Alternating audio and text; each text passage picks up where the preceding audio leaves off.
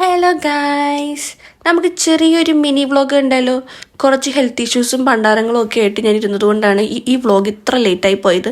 ഒരാഴ്ചയോളം അടുത്തായി സത്യം പറഞ്ഞ ഈ വീഡിയോ ഒക്കെ എടുത്ത് വെച്ചിട്ട് ഗാലറി കിടന്ന് മടി പിടിച്ചപ്പോൾ ഞാൻ വിചാരിച്ച് എന്തെങ്കിലും എടുത്ത് വ്ളോഗാക്കി ഇടാന്ന്.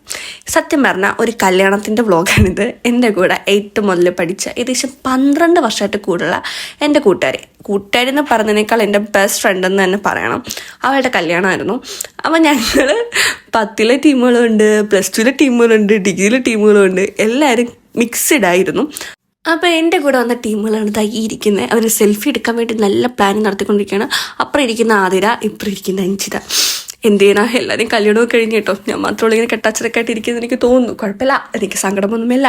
അങ്ങനെ അതൊക്കെ പറഞ്ഞിരുന്നപ്പോഴാണ് വരുന്ന കല്യാണം. പിന്നെ തലപ്പിലേക്ക് ഇട്ട് അവളും ഞാനും ഒക്കെ പോയപ്പോൾ എടുത്ത സാരിയാണ്. ശരിക്കും പറഞ്ഞാൽ അത് ഉടുത്ത് കഴിഞ്ഞപ്പോൾ എനിക്ക് ഭയങ്കരമായിട്ട് ഇഷ്ടപ്പെട്ട്, നല്ല ഭംഗിയുണ്ട്. അതൊട്ട് പുറകെ വരുന്നത് അവളുടെ അനിയനാണ്. അവനാണ് യോയോ കാണിച്ചുകൊണ്ടൊക്കെ പോണത്. ഇനിയുള്ള വീഡിയോസൊക്കെ ഇങ്ങനെയൊക്കെ കാണാൻ പറ്റും. നിങ്ങൾക്ക് സാധാരണ അറിയാമല്ലോ, ഏത് കല്യാണത്തിൽ ചെന്നാലും ക്യാമറമാൻമാരുടെ ബാക്ക് കാണാൻ വേണ്ടി മാത്രമേ നമുക്ക് യോഗ ഉണ്ടാകാറുള്ളൂ. പക്ഷേ ഇതിനെനിക്ക് കുറച്ച് യോഗ കുറവില്ലായിരുന്നു കേട്ടോ. കാര്യം കുറച്ചൊക്കെ എനിക്ക് എടുക്കാൻ പറ്റുന്നുണ്ടായിരുന്നു വീഡിയോ. അങ്ങനെ എന്ന് വെച്ചാൽ അത്യാവശ്യം സൈഡൊക്കെ ആയിട്ട് നിൽക്കുന്നുണ്ടായിരുന്നു. എന്തു പറ്റിയെന്ന് എനിക്കറിയില്ല. സാധാരണ ഏത് കല്യാണത്തിന് പോയാലും എനിക്കങ്ങനെ കല്യാണം കാണാൻ പറ്റുന്നതല്ല.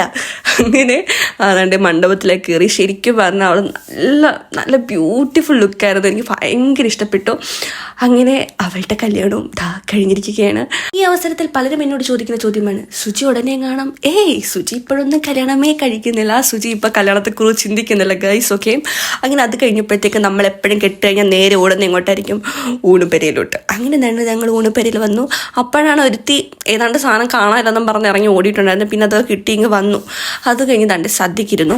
ഇനി നല്ല കുശാലായിട്ട് ഒരു കല്യാണ സദ്യ ഉണ്ണണം.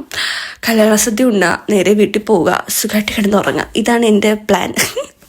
അങ്ങനെ ഞങ്ങൾ സദ്യ കൊണ്ടിട്ട് ഗൈസ്, ഇനിയിപ്പോൾ അടുത്തൊരു വ്ളോഗ് ഇട്ട് വരാം. അതുവരേക്കും tata bye bye, see U.